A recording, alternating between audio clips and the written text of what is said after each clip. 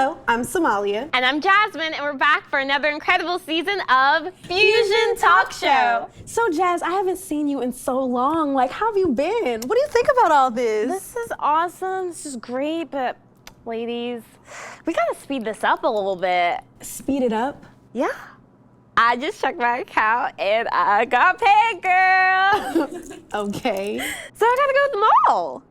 What do you need? I mean, you have everything. All this money isn't gonna spend itself. All this money? Did I stutter? Yes, all this money. I'm gonna get a new purse, a watch, some earrings, and my mom wants a Jazz, it sounds like you need a budget. And I'm so glad because today's episode is all about the Benjamins. Yes, Jazz, you're gonna learn all about fiscal responsibility. And we're gonna know about fiscal knowledge and how it affects our growth and development. All right, I guess we can talk about that. Telling you all we know. Watch and see how you will grow. 'Cause teens and parents are bridging lines of communication on Fusion. Fusion Talk Show. It's never too early to learn how to manage your money wisely right now. Whether you have an allowance or you have a part-time job or your grandma may slip you some money every now and then, it's very important to manage your money wisely right now.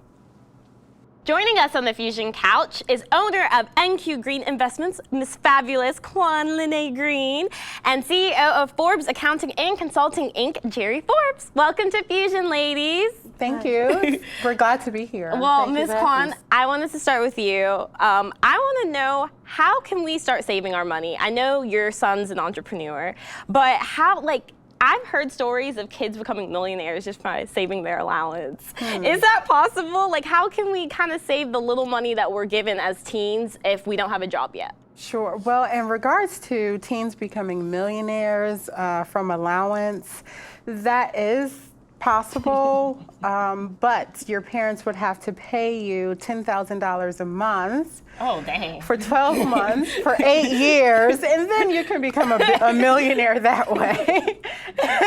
Okay. So it's possible, but it doesn't happen. And I'd be interested to read those stories. I bet it's great for entertainment. Yeah, it is. But I guess the average person that maybe gets like $10 a week or maybe less than that, or just, grandma giving you a little something. Yeah. How can we save our money, I guess, and just the little that we're given before we get a part-time job?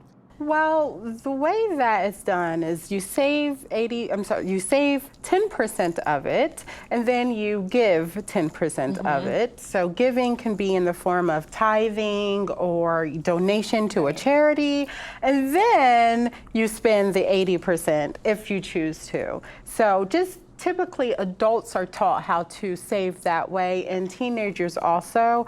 But personally, I recommend that you save a lot more just so that you can get in a habit of saving, and so that when you become an adult, you've already formed that habit. And it can be difficult. You want to spend and buy your earrings and handbags and fabulous things, but I would save those for special occasions or to treat yourself when you've gotten an A or when you didn't punch somebody in the face. Yeah, that too. The struggle is real. Miss Jeri, where is the best place for that we can keep our money, and how can we kind of set up savings accounts? Do we need our parents' permission to do that? And what's the best place that we can keep our money? Should we put it in a bank? Should we just hold on to it? I would not suggest putting it in a bank because of the lower interest rates. But for teenagers, your parents are able to open accounts for you to invest. So you're able to buy stocks and bonds and stuff early on. And so those have a higher growth rate, a much higher growth rate than a regular bank account. Right. So having those, you would need your parents to open the account for you so that they would be the signature on the account. Right. But that would be a way for you to start saving early. So, okay, this is a question I have. We all are gonna have to deal with this. The credit cards. In college, they just set it up. They're like, hey, you want a credit card? So this is for both of you ladies. That's our Miss Quan and then Miss Jeri can answer. How can we not get caught up in this credit card debt and this fraud, but we still need to build our credit? Sure. Once we, reach that age and, we're an adult and we're 18, we wanna build our credit and we wanna start investing. What is the best way that we can do that, but not get ourselves in a rut? Well, it's important to build your credit, but you don't have to do it as soon as you're in high school or in college. Right. And there's this thing called predatory lending. It's when banks and these loan companies, they know that you're young and impressionable, so they send you credit cards because they know you're going to go out and spend your money, but then they know that you're going to owe them money and be in debt once you get older. And so it's really taking advantage of your youth and your young and impressionability. So I would say know the tricks. And the tricks are they're going to send you credit cards. They're going to hand you money, but don't get caught up in it. Know better so that, you know, when you get out of college, then you apply for the credit card and you will be approved, especially if you haven't used your credit in a way, in a negative way, or, you know, you're not used to getting in debt. They will approve you. So then you can buy small items like a $20 pocketbook. Hey, yeah. And then pay it off. And then pay it Right. off. If Right. you know you have a job where you're making $300 a paycheck, then sure, go ahead and spend $20, $50 on your credit Right. card, but pay it right off. Right. And that's how you build your credit. And start small. But first, don't get a credit card unless you don't need it. Right. If you need a credit card, you're going to get into trouble because you're going to spend more than you're making. What Correct. about you, Miss Jeri? They will give it to you. I can relate to that because in college, even though you tell them you don't have a job, Right. they will send you a $1,000 credit line on a credit card.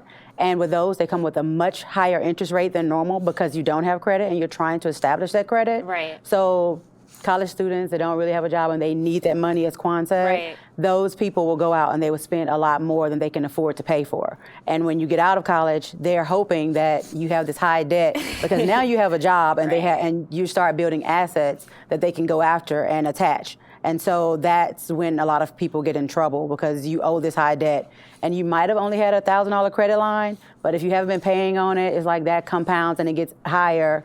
And next thing you know, they're sending you a bill saying you owe them $2,000 something dollars. Right. And you're like, well, I only spent $1,000. Like, what Right, happened? It's right. the interest and it's compounding. And that's a lot. That's really hard to pay for if you're coming out of college making $30,000, $40,000 Right, a year. right. So Banking and very lending careful. is big business. Oh, yeah. You know, and so they make money because they know that you need money. Right. And then when you go and spend their money, there's a cost associated with Right. it. And that's why these bankers are billionaires and trillionaires. Right. Thank you so much. So if you want to make a lot of money, open a bank. Open a bank, teens. Open a bank. We're gonna take a moment for a quick break, but when we come back, we're gonna talk about the different steps to becoming our own boss.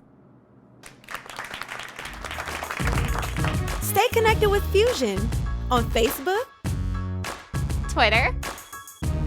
Instagram, and YouTube. For many teens, the realization of building something of your own is better than working a normal job, right? Right. But sometimes coming up with the best idea isn't always easy. So we are back with Miss Forbes and Miss Green, and we're going to talk about entrepreneurship. So there are a lot of teens who have started businesses thanks to social media. So we want to let our teens know, what is the first step to starting your own business?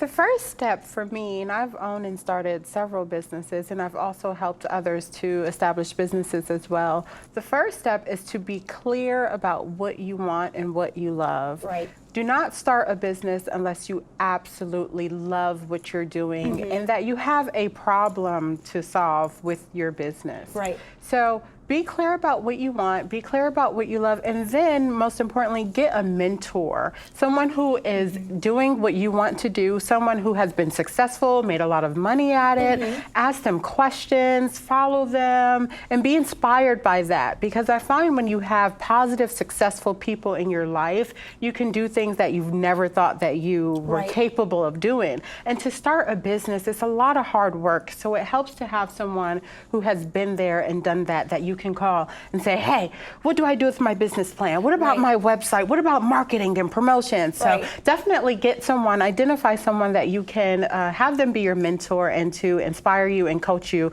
along the way, especially at a young age. Which is what we're trying to do here at Fusion. We bring on all these different mentors on all our different topics. So what would you say, Ms. Forbes?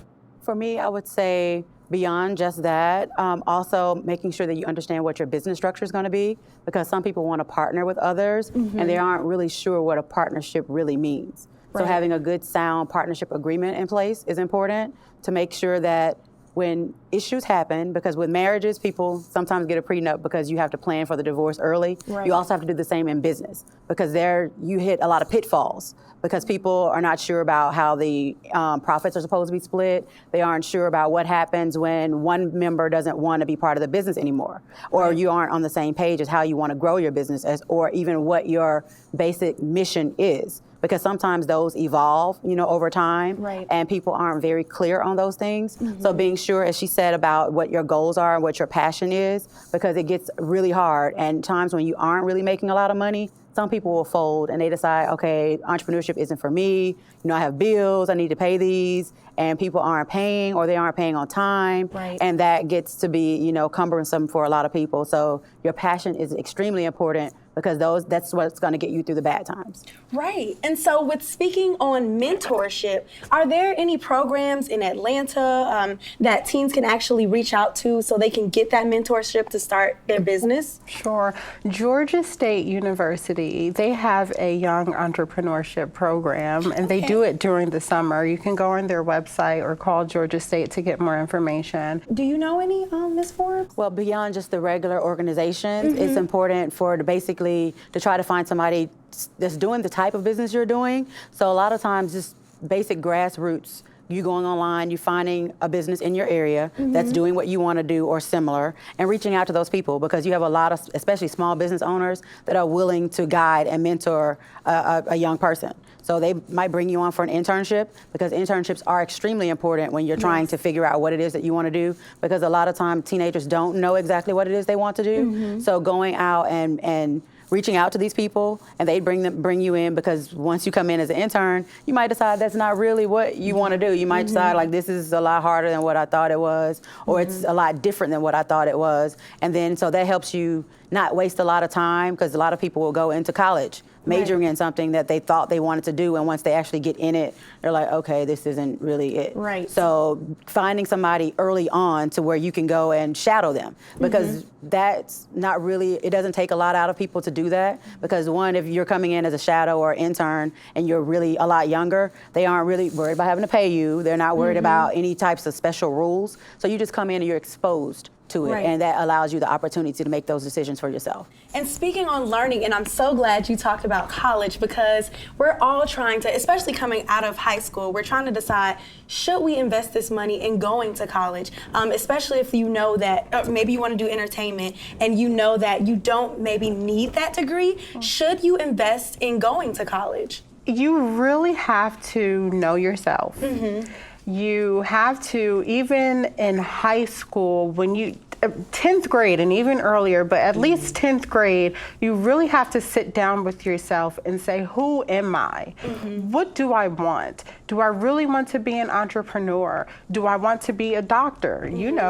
Obviously, if you want to be a doctor, you have to go to college. If you want to start a business, is there something outside of college that I can use to educate myself in order to start my business? Sometimes there's courses out there that you can take that you don't have to attend college in order to get the knowledge and the education. So you really have to be clear with yourself and what you want. And I know personally, my parents pushed me to go to college, and I went because my parents pushed me to go to college, and I got absolutely nothing from it besides a whole bunch of friends. And that was fine, because my friends come in handy. But the things that I learned about business, I learned outside of traditional college, and I educated myself on the things that I wanted to learn. It's not for everybody. You just have to be clear about who you are and what you want, and sometimes you have to tone out those voices of other people. Which can be extremely difficult, especially in grade school. So what would you say, Ms. Forbes? I would say, again, as she said, you have to know yourself. But then for some people that aren't very clear on what they want to do, they might need that time, because, again, it's like if they didn't do the internships, because they're different, you can take a lot of different paths to get to the same place. So everybody's story isn't your story. So your parents might push you to go to college because that's what people feel is the right thing to do, but that definitely might not be for you. That might not be your path. So trying to, if you aren't for me, personally, I went to college. I graduated from HBCU, Jackson State University. Graduating from that school, I started as a pre-dentistry major. I'm a CPA now. Okay. So going in, I knew I either wanted to major in biology and be a pre-dentistry major because I was part of a base pair biomedical research program in high school, but I thought I was either going to do that or I was going to be an accounting major. Going in, because I was on full scholarship, I was, academic scholarship, you couldn't go in undeclared. You had to choose a major. You have to choose. So I was like, okay, I spent all this time in pre-dentistry, let me go this way. And that's the way I went, but I wasn't really sold on the fact that I wanted to do that for the rest of my life. So talking to my mentors, because I had mentors early, they suggested that I actually major in what I wanted to major in because I had enough of the sciences just in case I did still want to be a dentist to go into taking the dental admissions test. But by the time I got to my senior year, I pretty much already had my job. I went to work for IBM fresh out of college, and they recruited me early. So I was like, I'm not going to school because I would have to keep going to school to become a dentist. And I was like, this is a nice salary. Let me go off and do this. And that's what I did. Because to be a CPA, you have to work under another CPA, and you have to get so many hours of education early on to become that. So I had to go to college. But now it's like I run my own business because working for somebody else for the rest of my life was not something I planned to do. So if you're unclear about what you want, just go and figure it out. Whatever you do, just don't stop going. Don't stop. So we want you guys to just keep going, and I hope you guys got a lot of information from Ms. Forbes and Ms. Green. Stay tuned, everyone. We'll be right back. But when we come back from our commercial break, we're going to hang out with our Fusion audience and enjoy a performance from Big Mike Mike. Hi, everybody. I'm Somalia. And I'm Jasmine. And we're the hosts of Fusion Talk Show.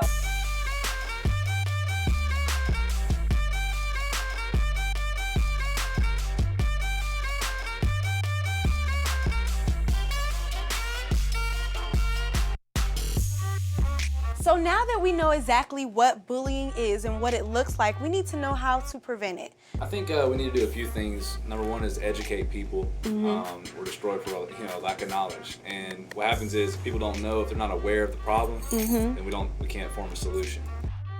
Why do you think that a lot of teens aren't comfortable to talk to their parents about personal things? I feel that, parents, at the same time that they were teens before, times were different back then. So it's almost like the problems that we deal with may be the same, but different, tailored to our time. How do teens separate, I guess, fake and reality and digital technology from actual real life? Teens, you gotta know who you are, find your niche in what you do, because what's gonna make you stand out is you just being different in who you are, not flowing with everybody else. So. Welcome back. We are here with our Fusion audience, and we're going to have our Fusion kickback. Ladies, we learned a lot about money today, right? We really did. So now we're going to talk about personal spending. Uh-oh. So, what would you guys say you spend the most money on? Well, I spend the most money on lemon pepper wings and clothes. Yes, basically. Most definitely. I'm going to admit, I have someone's number, the restaurant, and I just call in, pick it up, and that's coming out of my check every week. I spend my money on food and clothes, too. It's just the necessities of life. It's hard, especially when you go to the beauty supply store, and everything is calling your name for some reason. Okay, well, talking about business, going back to what we learned about, would y'all open your own business? And what would you do? What would you open? I will open my own business, and if I did, I would have to be a choreographer. She's gonna be a choreographer. She's gonna help me, show me some moves for a performance. Okay. I wanna know, if you were giving $1 million right now, what would you buy? I mean, I could take it myself. Clothes and shoes and accessories. Clothes and food, because I love eating, although it doesn't look like it. I love eating. Yeah, you're about to be my eating buddy after this is over. And it has to be on Black Friday. I buy tons of makeup, I guess, and expensive purses and And shoes what and about stuff. electronics, like the iPhone, the new iPhone? I want an Apple Watch, y'all. You not need to sew, like, I don't even need it. I don't even think, but it's just cool. That's I true. It could be like a computer on my wrist. So I want to know who's somebody that you guys admire, you know, a business person, an entrepreneur. Maybe you follow them on Instagram. Ice Cube. I would say Ice Cube. Oh, you know what? Yeah. You know, he does tons of Yeah. Do you like the NWA? Yeah, movie? straight out Compton, producers. I think it's cool too because everything that you do, you can always make a business out of if you're good at something. Most definitely. So here in Fusion, we like showcasing amazing young people that are beautiful, of course, but also artists that are doing amazing things in the community as well. Absolutely. So here to take us out, we have a performance by Big Mike.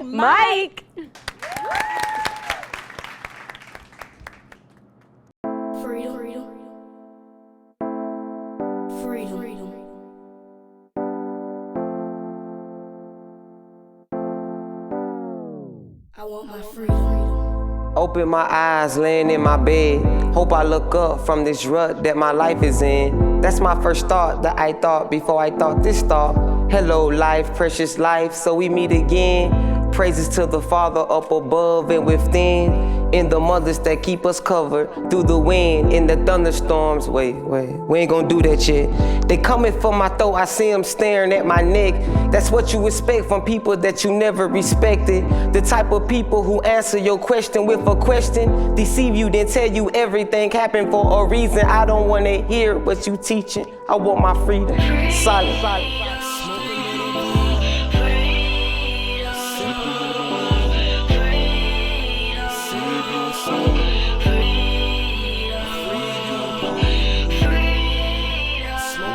Freedom. Freedom.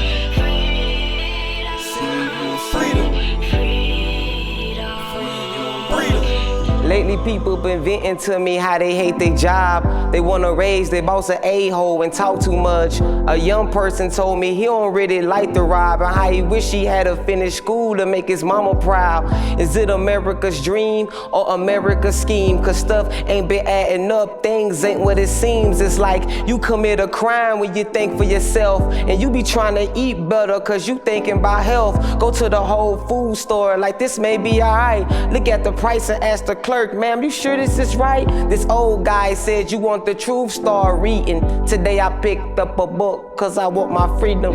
Solid.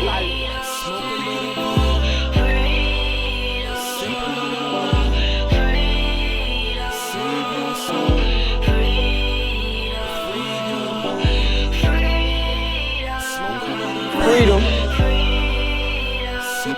Freedom.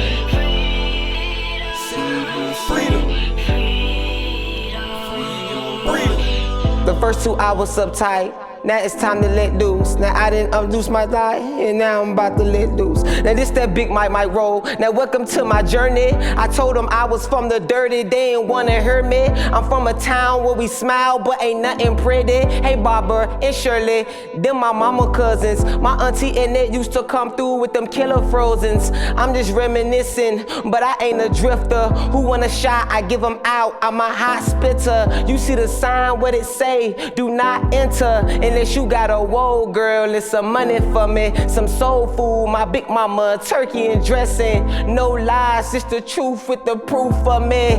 Ain't no more handouts, what can you do for me? I was looking for a leader and I found myself standing at the edge of a mountaintop screaming out. Looking in the mirror, yes me. I'm so frustrated, yes me. I'm fighting with the world, but it's me. Ain't nobody stopping me but me. God said it is done. So it must be me.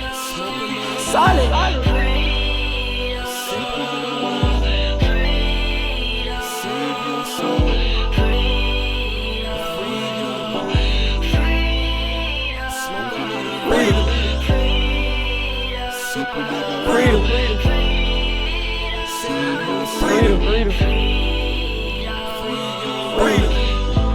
I want you, I want my freedom. I want you, I want my freedom. I want you, I want my freedom. I want you, I want my freedom. I want you, I want my freedom. I want you, I want my freedom. I want you, I want my freedom.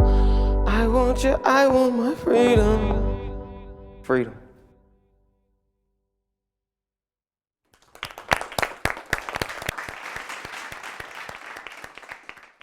That was a wonderful performance by artist Big Mike, and we would like to thank our guests, Miss Green and Miss Forbes, for coming on the show today, and we cannot forget about our wonderful Fusion audience.